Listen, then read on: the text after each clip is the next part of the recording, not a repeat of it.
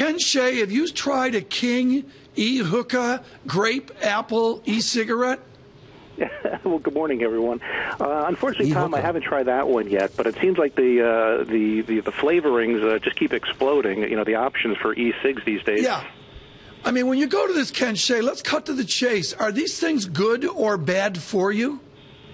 Well, it depends on who you ask. If you ask a lot of health, advocates, they would say that it's certainly a lot better than combustible cigarettes. But if you ask some of the critics of e-cigs, they would say that because it contains nicotine, it's probably something that we ought to watch, particularly when it comes to children. Yeah, too early to say for sure. Ken, cigarette consumption and smoking rates in the United States have fallen over the past decade, but the players in the tobacco industry really haven't changed all that much, and their market share hasn't really changed either. Why hasn't that changed?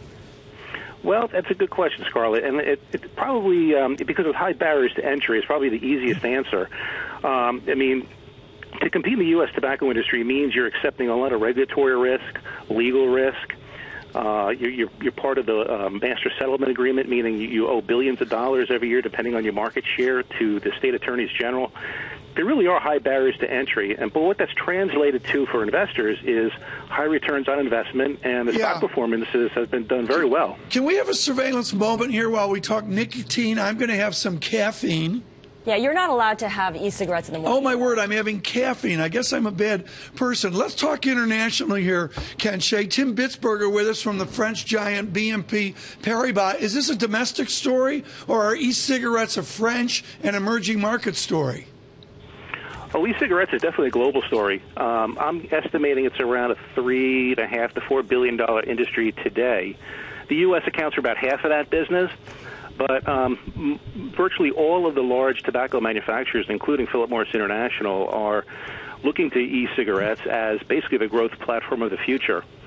So given the vast distribution of these companies and what seems to be a growing demand for a safer alternative than combustible cigarettes, seems to be translated to a really good opportunity.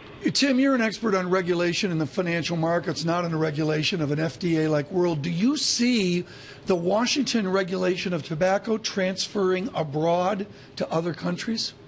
I would doubt that. I think, just the contentious nature between financial regulation, between, the whole sovereignty issues and what regulator is in charge of what in what country, I would be very surprised if that were to spread internationally. And if it was to spread internationally with tobacco, so tobacco has to look abroad if the U.S. is shutting down. Well, you said working for a French bank, I get to Paris several times a year, and it still amazes me how many street corners, so many people are congregated smoking cigarettes. Right, and there's Gitan, which are like I used to smoke them. Gitan, G-I-T-A-N-E.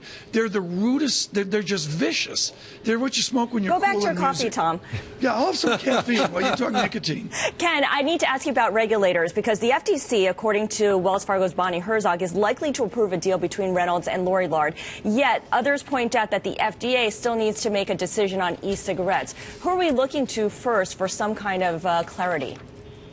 Okay, both those points are valid ones. I mean, first of all, the U.S. cigarette market is already highly concentrated. The top three players are 85% of the market. A Reynolds and Lorillard combination would mean the top two would control 85% of the market. Having said that, look at the U.S. beer industry. The top two control 80%. I don't think that's going to end the conversation. In terms of the FDA